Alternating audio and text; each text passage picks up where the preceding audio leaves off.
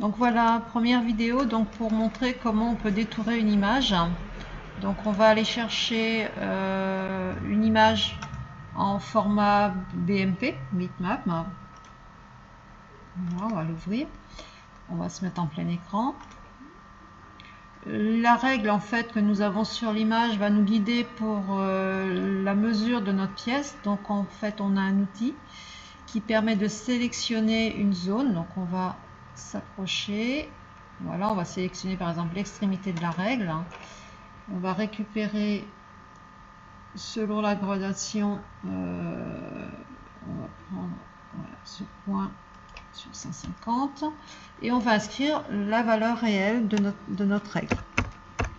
Voilà, 150. Okay. Ensuite, en fait, on va détourer la pièce. Donc, on a des outils pour dessiner. Ce sont soit des lignes droites, soit des lignes courbes. Cet outil va nous permettre d'afficher des lignes de couleur bleue, ce qui sera beaucoup plus facile à percevoir. Et on va commencer à travailler. Alors, je vais par exemple prendre des lignes droites. On va cliquer en fait 2 points sur l'image pour suivre le trait. On va valider. Là, je vais prendre par exemple une autre ligne droite.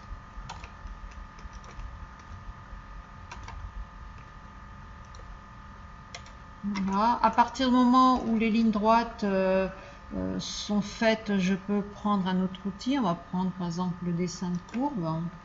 Donc il suffit de cliquer quelques points. La touche Shift de mon clavier me permet en fait de démagnétiser le curseur. Voilà, la touche Espace me permettra d'arrêter le dessin de la courbe. Évidemment, je peux zoomer pendant le travail si je veux quelque chose d'un peu plus précis. Voilà.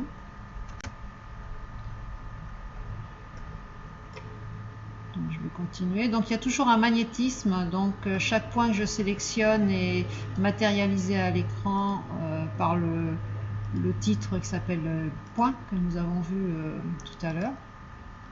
Voilà, et là je vais avancer le long de la ligne en essayant de respecter au mieux le dessin qui a été fait. Alors ce cran, je suppose qu'il relève le centre de la pièce, mais pour l'instant j'en ai aucune certitude. Donc je continue de tracer ma ligne.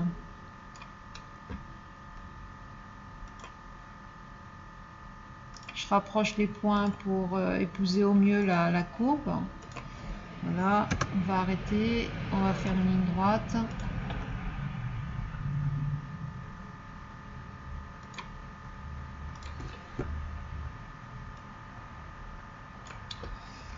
Donc là, je vais reprendre les courbes.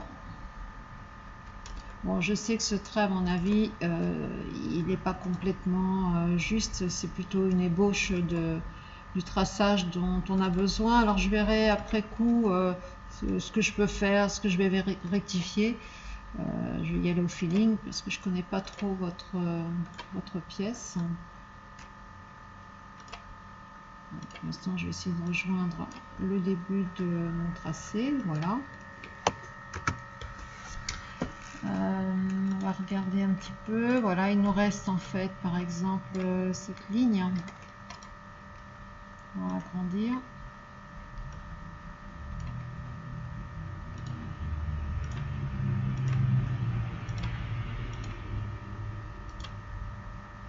Alors, ce sont que des vecteurs.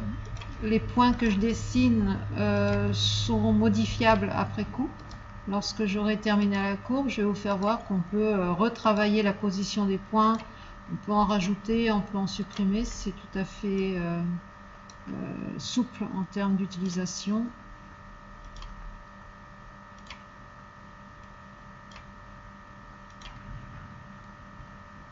Voilà, je vais m'arrêter là. Donc comme je vous disais, si jamais il y a quelque chose qui ne me convient pas, je peux me mettre en mode sélection, reprendre mon trait, reprendre un point de contrôle. J'ai un outil ici qui me permet de les déplacer et ensuite de retrouver une autre position. Et si toutefois j'ai besoin, je peux avec un clic droit insérer des points et remodeler à nouveau la ligne avec des nouveaux points vectoriels.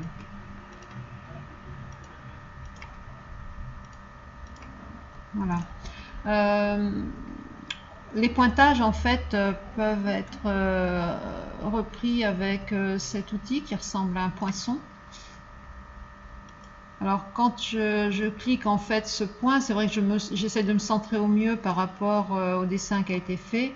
Après il y a moyen de le déplacer avec des mesures plutôt fixes, hein. Et puis il y a moyen aussi de lui changer ses largeurs si on veut quelque chose d'un peu plus gros au niveau de l'affichage. Ce sont des points qui font actuellement 5 mm de diamètre.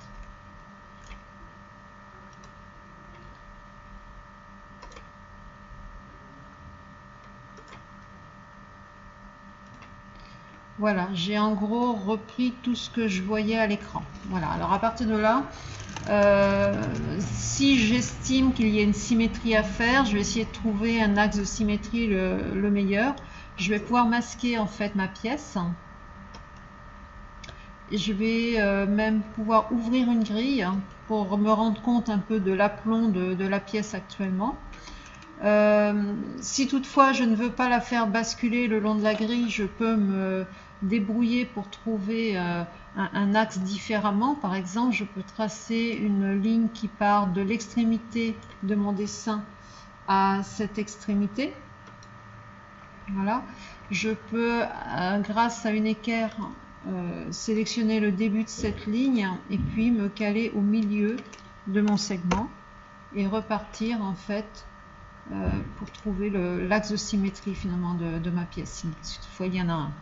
J'ai des outils pour couper et souder, c'est-à-dire je peux par exemple sur un segment prolonger ma perpendiculaire. Voilà, je peux même la prolonger jusqu'au deuxième segment qui est ici. Voilà, cette zone par exemple que j'envisage peut-être de remplacer par la pièce côté droit, je peux la sélectionner. Alors je vais peut-être couper à ce niveau-là, donc on va reprendre les outils pour couper. Voilà, on va tronçonner le segment en deux parties. Voilà. Ici l'axe, j'en ai pas besoin. Là, je peux couper à nouveau. Je pense que je suis pas très bien. Effectivement, retour arrière. Voilà, on va couper ici. Couper la suivante. Voilà, j'ai coupé en fait toutes les zones ici. Et puis, ce qui risque de disparaître, par exemple, pour moi, ce serait cette ligne. Avec CTRL, je peux sélectionner la suivante. Éventuellement, je peux enlever les pointages. Tout ça, je vais les mettre dans une couleur un peu différente momentanément. Voilà. Et si je veux vérifier la symétrie, je peux très bien récupérer les autres parties du contour ici. Donc toujours avec CTRL. Les pointages en passage. Voilà. Et demander copier et symétriser. Voilà ici.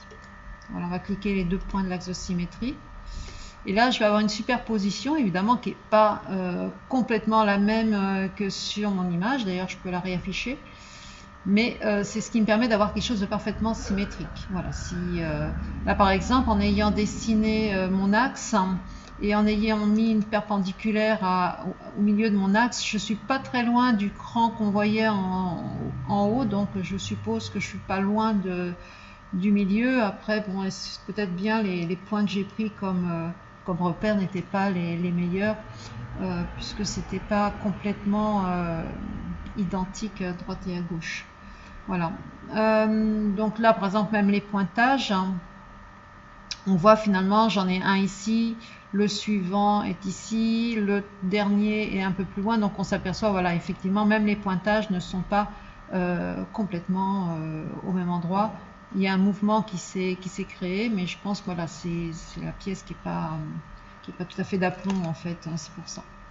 Par exemple, pour cette ligne-là, on peut faire la même chose. Alors déjà, cette ligne, elle n'est pas finie. Donc, si je veux utiliser cette ligne pour faire un bord de pièce à découper, il faut que ça crée une forme entière. Je ne peux pas laisser une ligne partir comme ça dans l'aventure sans être rattaché au morceau à côté duquel on a dessiné en fait la symétrie. Alors par exemple, je vais remasquer, on verra mieux ce qui se passe. Voilà, par exemple, je peux très bien prendre ce segment, avec un clic droit, demander à allonger la ligne. Voilà.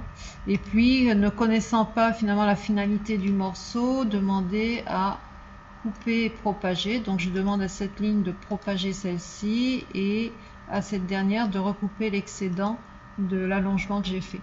Voilà. Donc ça, je peux m'en séparer. Et je peux éventuellement récupérer en fait ces informations. Ici, voilà les pointages, copier, symétriser de la même façon. Ma pièce, voilà. Voilà, ça me donnerait ça. Alors forcément, je dois avoir un petit segment en dessous ici dont je n'ai pas besoin. Je peux m'en séparer.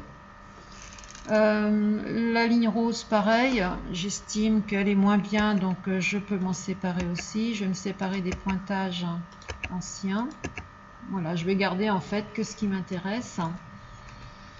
Et l'axe, tout ça, je peux les enlever. Alors, je peux les garder momentanément, mais les garder en sous-marin pour ne pas faire partie de la pièce à découper. Donc, dans ces cas-là, je peux les baptiser en ligne de construction. Ils vont changer de couleur, ils vont juste être là pour la construction, le visuel, mais ils ne feront pas partie de la pièce qu'on mettra sur la matière à découper. Ces lignes-là sont des lignes internes, c'est pareil. On va les sélectionner, voilà, pour les intégrer en deuxième temps dans la pièce que l'on découpera. Voilà, je vais les appeler lignes de construction elles-mêmes. Et maintenant, en fait, je vais générer le morceau. C'est-à-dire qu'on va créer la surface que nous allons devoir découper. Alors, on s'aperçoit qu'il ne fait pas de colorisation.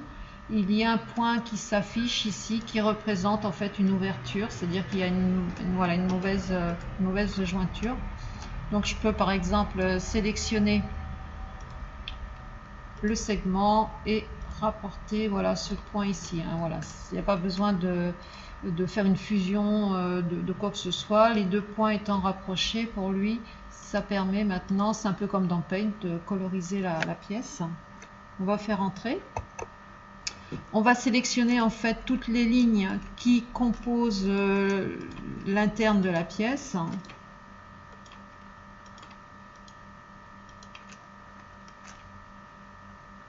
Je vais prendre des pointages.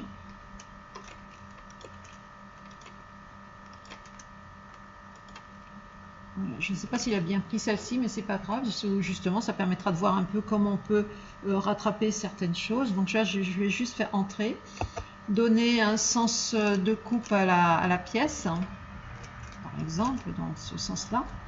Et là, on voit effectivement, lorsque je regarde la pièce stockée en haut, il me manque des petites segmentations. Donc lorsque c'est comme ça, on peut sélectionner l'élément concerné et ajouter ou supprimer des lignes internes pour compléter le schéma si toutefois il nous manque quelques infos. D'ailleurs, j'avais oublié de prendre cela. Voilà, on valide. Voilà, la pièce est complète. À partir de là, on peut sur un même plan dessiner plein d'objets différents. Du coup, après, on peut les dissocier les uns et les autres en leur donnant un nom. Donc, je demande à nommer les morceaux. Je peux leur attribuer donc un nom. Donc, je vais mettre face, je vais mettre avant. Je ne connais pas le nom de la pièce en fait.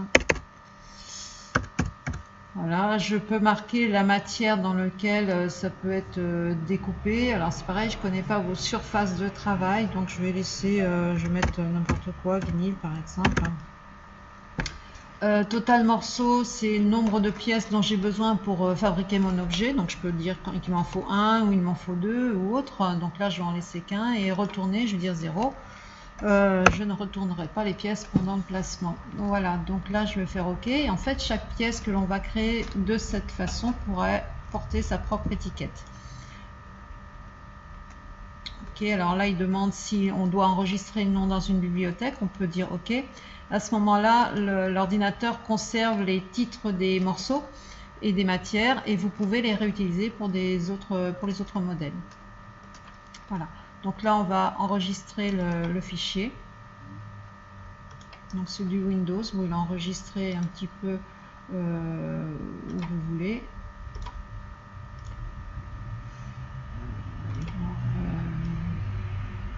Qu'est-ce que c'est?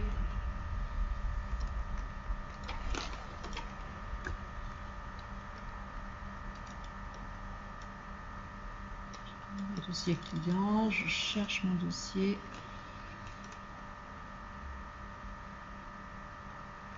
Non, j'ai plus mon dossier, c'est pas grave, on va se faire un dossier.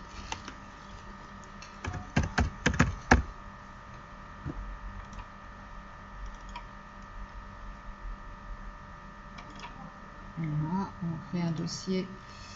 Donc, top.